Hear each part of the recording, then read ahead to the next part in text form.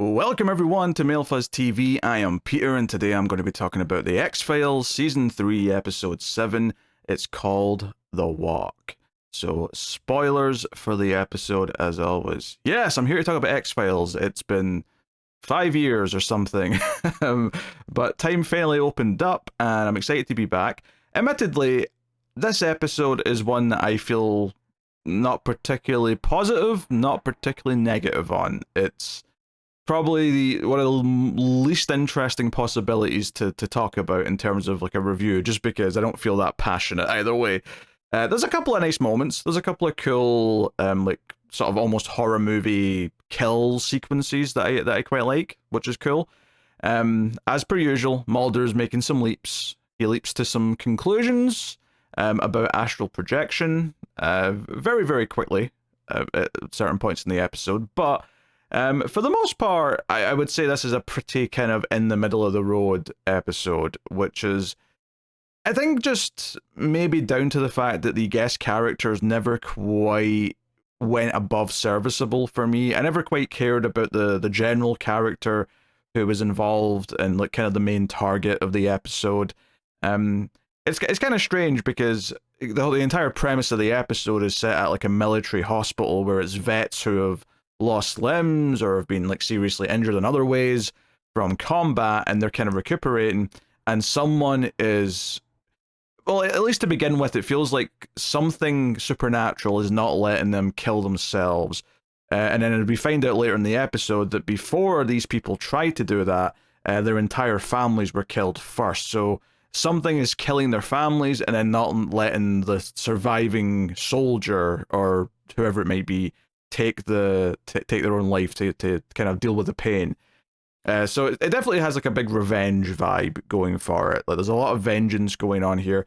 I think maybe the most interesting thing that I could say about it, like tying into the main characters, is just this idea that the culprit ends up being one of the vets who's lost all of his limbs, and he can seemingly now astral project when he closes his eyes, and he'll become like a spirit that can go and, you know, physically kill other people or hurt them at the very least, or in some cases stop them from hurting themselves, just to keep them alive and miserable.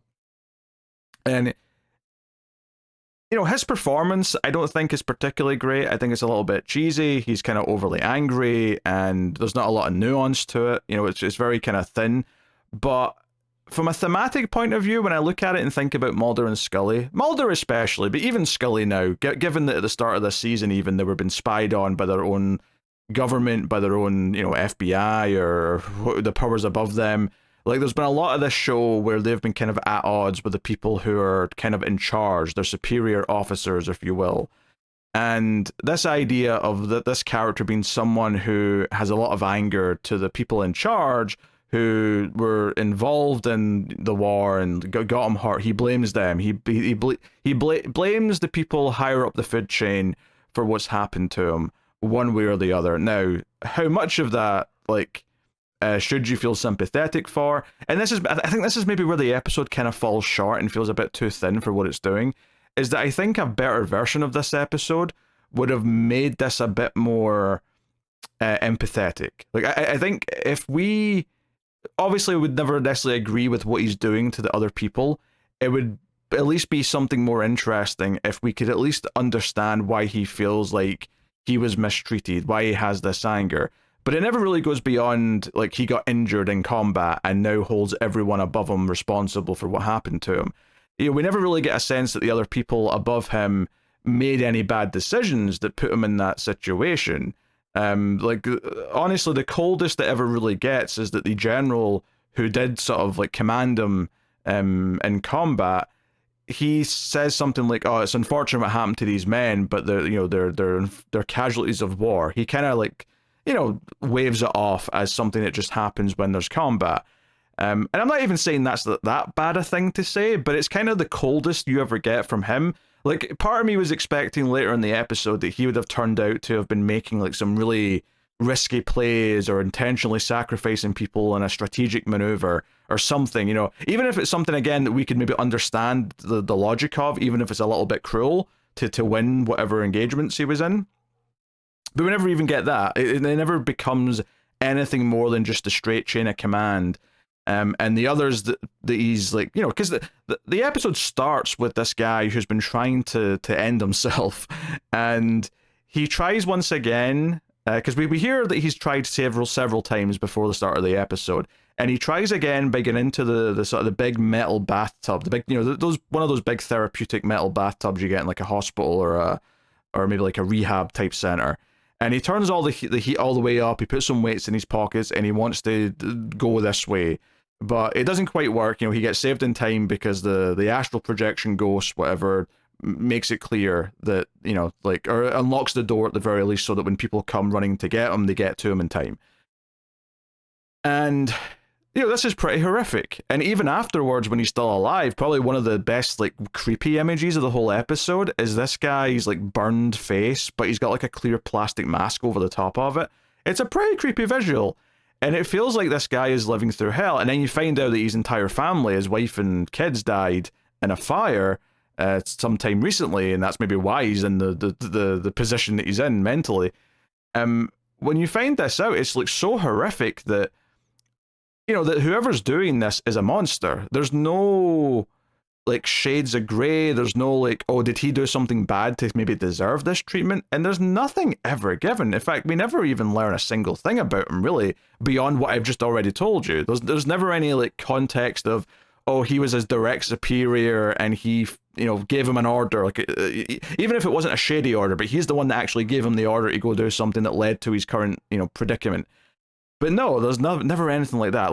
There's just so much fleshing out they could have done with the people that he's targeting, even if it's just one of them, to give us a sense that there was some shady decisions being made that were being made out of either a disregard of the human life that they were sending into battle, or maybe more malicious than that. It was shady because there were, maybe it was selfish reasons, maybe they were doing something corrupt or something, or anything would have been interesting. And even if they weren't, there's maybe even an argument to say that, okay, no, they were just doing the chain of command, they were just doing their jobs, nothing shady was going on. But this character, this soldier who's lost all his limbs, he still feels wronged by all this. There's maybe something interesting to explore there about why he feels this way, to such an extreme degree, and maybe try and kind of understand that even just the system of the military and in conflict leading to this is a problem, and we should explore that a little bit. But he's such an obvious villain, the way he acts, the way the performance is, the way he's written, that there's just never any kind of shred of oh, we have to try and think about this a bit deeper and sort of see the tragedy of what became of him because of his time in the military, serving the country, whatever it is. They get slightly political at one point when Mulder confronts him and he says oh, you watched it on TV like a video game, which is a kind of a weird line actually. I'm not sure why watching it would be like a video game. That just kind of feels like video games are kind of new, so we want to reference them because it's the hip thing the kids are all playing. But he says, oh, you've got your crude oil, so you're okay. You've got what you needed out of this. So there's almost a spine forming in the writing of the episode to actually say something, but I think it kind of falls a little flat because it doesn't give us enough of the people above him, and even if they aren't shady, because I'm not saying they need to be, there's arguably an even stronger story if they aren't, and this is just how he feels, but you give us maybe a more sympathetic kind of examination of who he is and why he feels this way and how tragic it is that he has went through this and he's formed these ideas in his head about his superiors because it's that traumatic what he's went through. But he's just too much of an evil shit to even really think about it beyond a certain point. So it's a bit thin for me, all things considered. Where I do kind of have a bit of fun in the episode is a couple of the kills and a couple of the visuals that you get. In particular, there's two that stuck out to me more than anything, because there's a few times where he kind of appears just in the corner like a ghost and freaks someone out or something like that. But the two that stick out in my mind is one where he kills the general's assistant, his not secretary, she's also in the military, but I don't know what her rank or whatever it was. But he kills her, and apparently this kind of feeds into the idea that he kills the people that the victim cares about, right? So the idea that this woman was family to him. Now, the general does have a family too. In fact, I'm going to get to them in just a second because that's the other scene that I like. But this woman is killed in the swimming pool. After she's done with her shift, she goes to the swimming pool, and we get a kill where the spirit's in the water and like comes up and gets her. Now, I don't think I saw like a humanoid shape here necessarily. But I did really like just the splash of water coming up behind her to kind of imply that something had rushed out of the water. I thought that was really cool. I thought that was a nice visual. It made me think of It Follows, of all things, and if you make me think of It Follows, you're doing something right, because I really love that movie.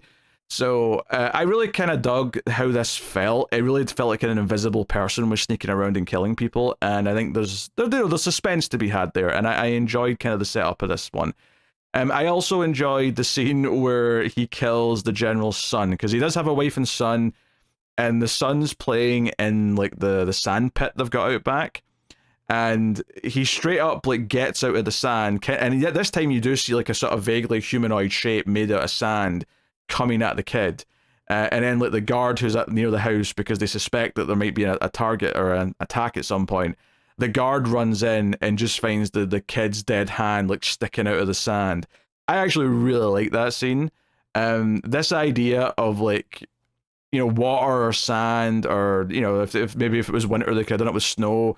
I mean, rain might have been a big ask from an effects point of view for, you know, mid-90s TV effects, but I thought this looked kind of fun. It was a cool visual, and it was kind of the most I was perking up in the episode was this stuff. By the time it gets to the climax, and like Mulder's kind of like, you know, dead set on what's happening here, and he realizes that the guy is like gone into his astral projection mode, and he goes to try and find the general, and we get a bit of the general being stalked in the basement and all that. Ultimately, it kind of comes down to the burned victim from earlier on at the start of the episode, who actually ended up not being as consistent a presence as I thought he was going to be. You kind of see him a couple of times, and you can tell that he's clearly suspecting who's behind what's happened to him. He actually goes into the room and kills the killer. He suffocates him with a pillow while he's astral projecting, and it ends up saving the general, because obviously once he's dead, the astral projection disappears. So that ends up being the big climax of the episode. You know, Mulder and Scully, I mean, I've not really talked about them too much, other than just the slight thematic link of them also being in a system where the people above them are kind of, you know, treat them like fodder or don't respect them, or so on and so on. I mean, otherwise, I think, obviously they're fine. Like, they're always fine in the episodes. Neither one does anything egregious here. I don't know if, like, I found much of their stuff in this particular episode that entertaining or engaging. You know, there's some stuff early on where Scully's theory is that the general is actually covering for these men whose families died, because her assumption, using, you know, logic and not supernatural leaps of belief, is that these men actually killed their own families, and this general is covering for them out of, like, loyalty or something. And that's actually very far off the mark. There's like, and it almost gets dropped immediately once the next murder happens, when the woman gets killed in the pool. And there's some stuff where they're like, okay, she was held down, there's bruises on her neck, someone grabbed her, but obviously there's no fingerprints. There wouldn't be anyway because it's underwater, and it's also in skin. But also, you know, just all these other weird things that are kind of going on. I wouldn't say that the build and the mystery is all that, like, enticing in this episode. Like, they do a couple of things that are just kind of generic, spooky stuff. Like, the general talks about seeing a figure in the, outside his office, but then he disappeared. And then they investigate his phone because he mentions that he, like, heard this weird call, but it wasn't even a call. The phone didn't even ring. It was just like this weird kind of verbal noise, which they play backwards, and it does become kind of words. I still didn't really understand any of it, if I'm honest. Maybe if I had subtitles on it, I would have made some more sense of it. But it felt just kind of more like a generic, creepy, spooky happenings. It's almost like the premise of the episode didn't give them enough to play with in the middle for them to investigate, so they had to come up with a couple of extra little things. They don't really feel like they impact what the killer's actually doing throughout the episode, other than just the idea that he's tormenting, like, one of his main victims, maybe his most prized victim, because this is the one that he holds most responsible for what happened to him. But I wouldn't say that this stuff feels that particularly important to the rest of the episode, nor does it feel that engaging in its own right. It's just kind of typical generic stuff for the most part. You know, maybe there's something to discuss with Mulder's kind of attitude when he confronts this guy, and he's pretty dead set that he is the killer. So much to the point where he says no sleepwalking as he walks away, which would sound like a really insensitive joke given this guy's condition. But in the context of when he says it, you kind of, you get where it's coming from. But, he feels very, there's a lot of anger coming from Mulder here.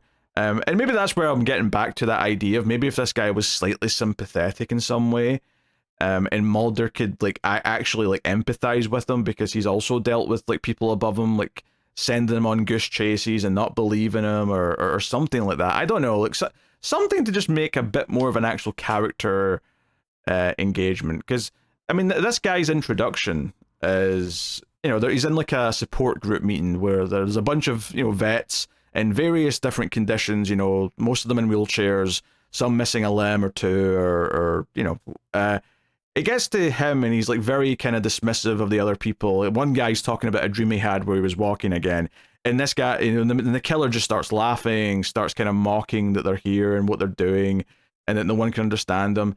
And it's very angsty, which, don't get me wrong, in the condition he's in, he's allowed to be a bit angsty with what he's went through. But again, that's all the episode ever really gives us. There's not really much depth to it. And even when he does kind of hint at a couple of real world political things when he's talking to Mulder, it comes off hollow because even though he's referencing them, it still just feels that this character is nothing but an anger bomb and there's nothing else to him. So yeah, I really do think fleshing him out and making him have at least a little bit of an extra layer, something just under there that made him feel like more of a real human being and not just the villain that he needs to be for the episode, would have went a long way to kind of elevate this entire episode and elevate all of the material. And maybe also figure out some of the generic spooky stuff that they were investigating with the phone and the messages and all that. And like I said, it's not like I really felt all that much connected to the general either. Because it felt like they wanted us at the start of the episode to not be sure if this general's a villain, if he's the bad guy. Is he the one we should be concerned about? They wanted to have that be an open prospect for enough of the episode, so they didn't want us to care about him in the way that we might someone else that Mulder and Scully were trying to help. And as a result, by the time we do get around to he's the one in trouble, his family are in trouble, it just never quite clicked in place where I felt that much sympathy for him losing his son or wife either, because the wife eventually gets killed as well. Although the wife dies mostly off camera, he just kind of finds her. There's not as much to that one. So it's in this weird no man's land, where it could have just been a campy slasher villain kind of episode where there's just more fun kills, because a couple of the kills are actually quite fun from a visual perspective and how he does it. If you'd given me a couple more of those, I could have just enjoyed it as a fun schlocky episode. And if you'd fleshed out the characters a bit more, I might have, cared about what was happening. There might have been a bit more subtext about, they might have been saying something about this guy I'd went through. But it doesn't quite go enough in either direction. So we're left in kind of this weird place in the middle where I like parts of it, and there's potential in parts of it, but it doesn't quite all come together. So yeah, that's my feeling on this episode of X-Files. I will look ahead. I don't know if I always remember to do this, but I should always look ahead because this is such a episode by episode type show. So the next episode of this, which apparently stars Jill State from Firefly, she must be super young in this, Jesus, is called Oubliette? It looks like a French word. I'm clearly struggling here, so I'm just going to move on. Maybe I'll hear them pronounce it in the episode. But here's a description on IMDb. A woman experiences a psychic connection with a teenager held captive by a deranged man.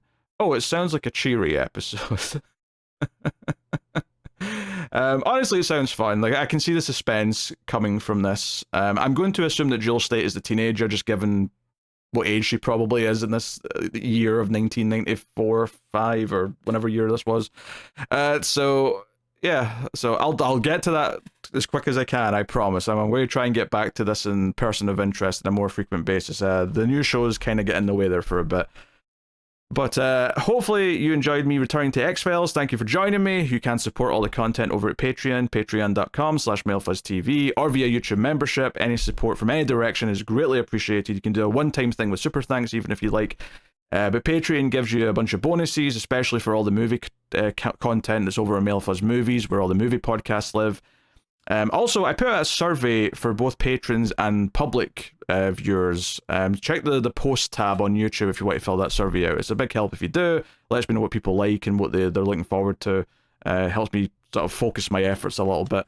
But thank you for joining. I do appreciate it. Keep watching TV. Have you got any vanilla?